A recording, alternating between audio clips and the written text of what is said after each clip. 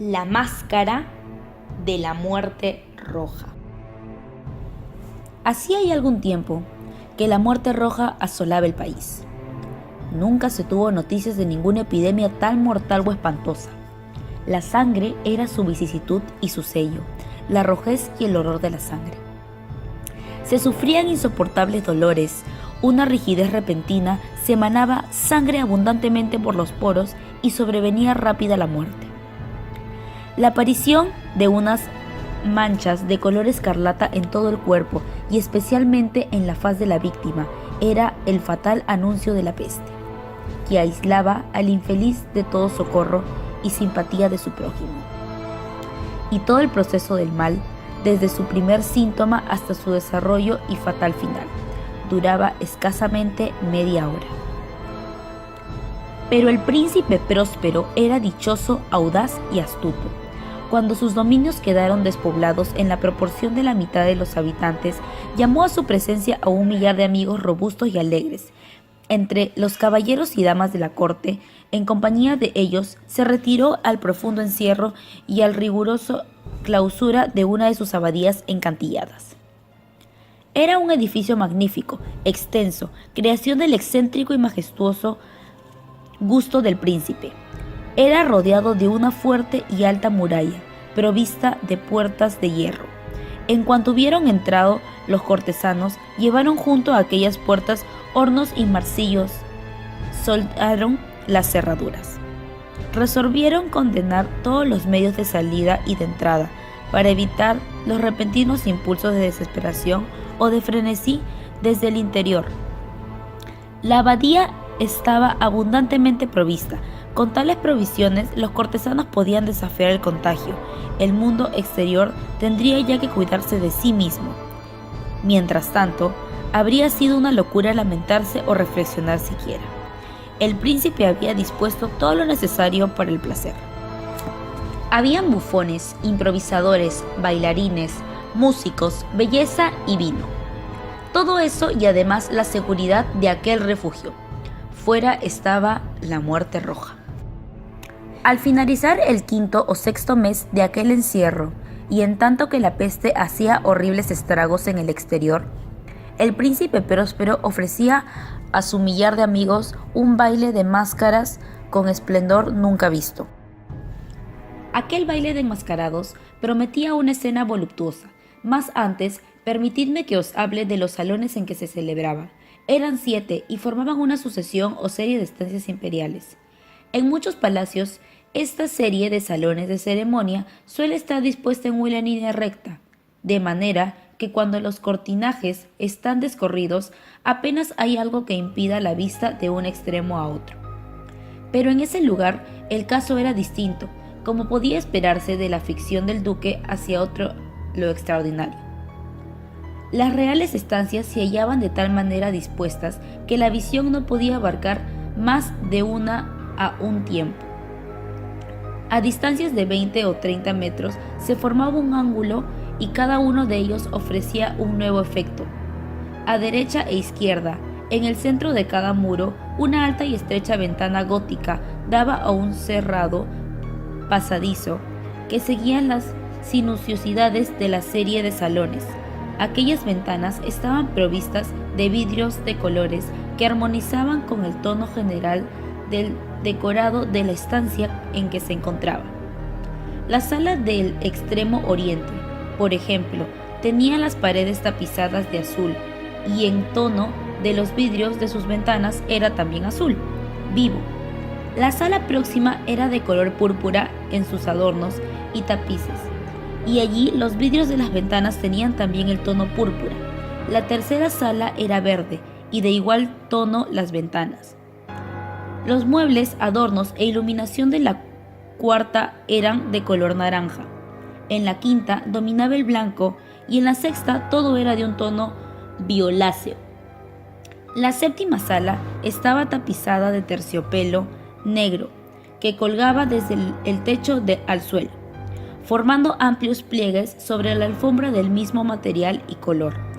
Pero únicamente en aquella sala de color de los vidrios de la ventana era distinto al tono general de la estancia, pues Los ventanales eran de una matiz escarlata, parecido al de la sangre.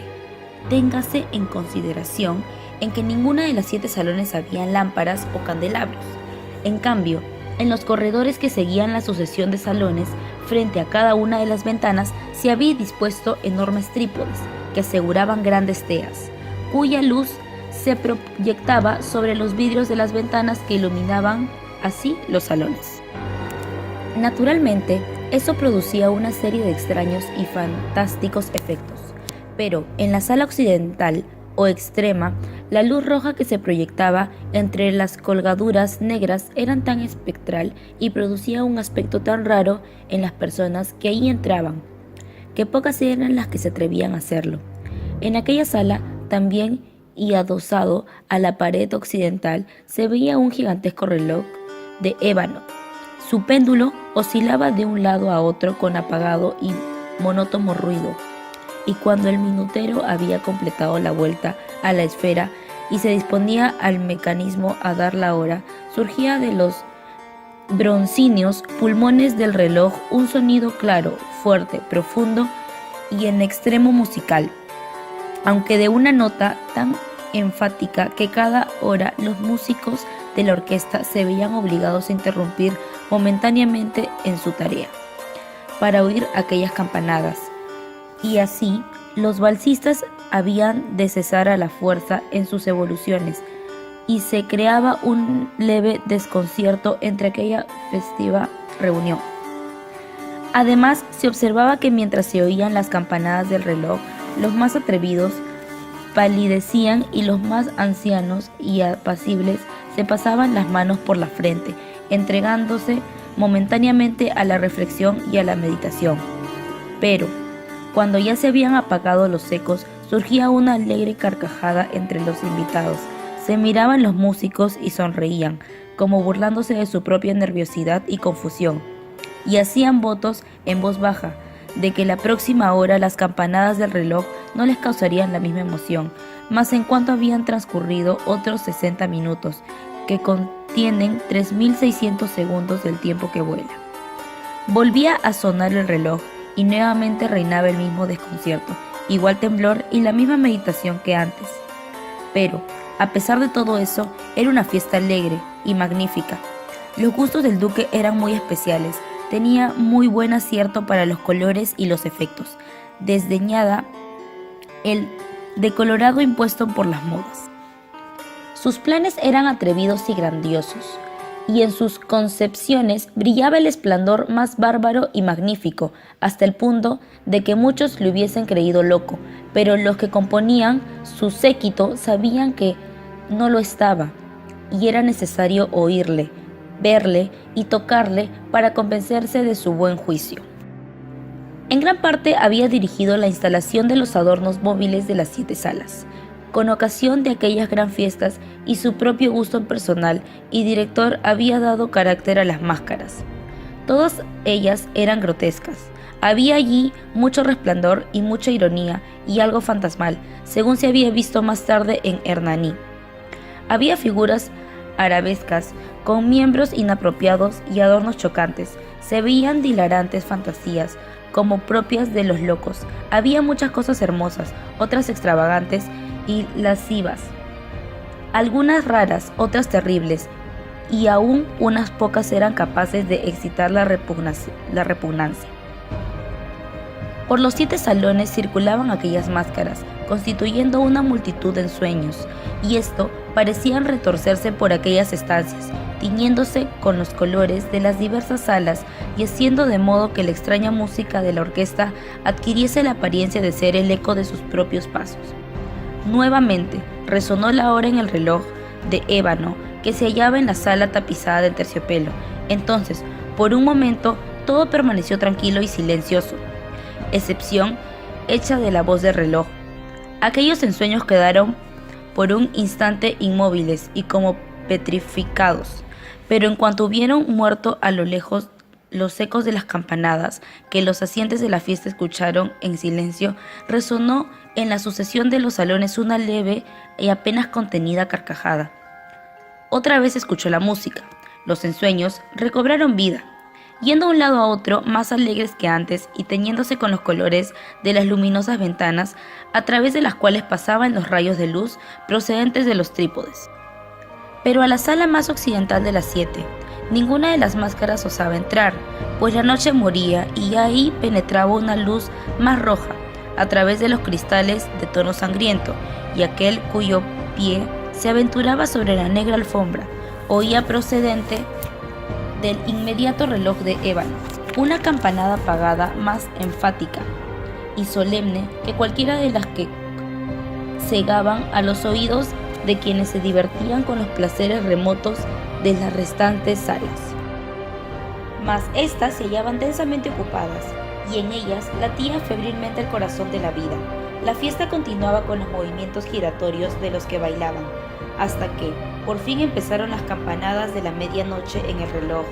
Entonces cesó la música, según ya lo he dicho, se interrumpieron las evoluciones de los valsistas, y hubo una desagradable quietud en todas las cosas. Corno antes ocurriera. A la sazón habían de sonar 12 campanadas en el reloj, y así, quizá fue como durante aquel rato más largo se intensificó la sensación penosa entre los que divertían. Y así, también tal vez de antes que se hundiesen definitivamente en el silencio los ecos de la última campanada, muchos de los individuos de la multitud tuvieron ocasión para advertir la presencia de una figura enmascarada que, hasta entonces, no había llamado la atención de nadie. Una vez que el rumor sobre aquella nueva presencia se hubo prolongado entre murmullos, se originó entre la multitud un zumbido de voces quedas, que expresaba su desaprobación, su sorpresa y finalmente su terror, horror y asco. En la reunión de fantasmas, como la que he descrito, ya se puede imaginar que ninguna aparición ordinaria hubiese podido excitar semejante sensación. En realidad, la licencia de la máscara en aquella noche era casi limitada, pero la figura en cuestión excedía todos los límites inimaginables. En el corazón de los más temerarios existen algunas cuerdas que no se pueden hacer vibrar sin emoción, incluso entre las corrompidas. Para quienes la vida y la muerte son igualmente una broma, hay cosas acerca de las cuales no se pueden bromear. Toda reunión parecía sentir la impresión de que, tanto en el traje como en el porte del desconocido, no había la menor prueba del buen gusto ni de prioridad. La figura era alta y flaca, y de pies a cabeza iba envuelta en un sudario. La máscara que le encubría el rostro quería representar el aspecto de un cadáver, y era tan perfecta que ni siquiera el examen más minucioso hubiera sido capaz de descubrir el engaño. Sin embargo, aún eso habría podido ser tolerado, si no aprobado, por las alocadas máscaras que le rodeaban. Pero aquella figura había tenido el atrevimiento de asumir el tipo de la muerte roja. Su sudario aparecía manchado de sangre, y su ancha frente y todas las facciones estaban salpicadas con el horror escarlata. Cuando los ojos del príncipe Próspero se fijaron en aquella imagen espectral, que, con lentos y solemnes movimientos, como para representar mejor su papel, iba de un lado a otro entre los valsistas, sufrió en el primer momento una convulsión y un temblor intenso, ya de temor o de asco, pero casi inmediatamente se congestionó su semblante de rabia. ¿Quién se atreve?, preguntó con voz ronca a los cortesanos que le rodeaban. ¿Quién se atreve a insultarnos con esta burla blasfema? College y arrancarle al antifaz, para que podamos saber a quién habremos de ahorcar en las murallas al salir el sol. Esto ocurriría en la sala oriental de color azul. Allí se encontraba el príncipe Próspero. Al pronunciar estas palabras, resonaron vigorosa y claramente las 7 salas, pues el príncipe era el hombre robusto y decidido, y por otra parte, la música cayó obedeciendo a un gesto de su mano. El príncipe se hallaba, pues, en el salón azul, y a su lado había un grupo de pálidos cortesanos.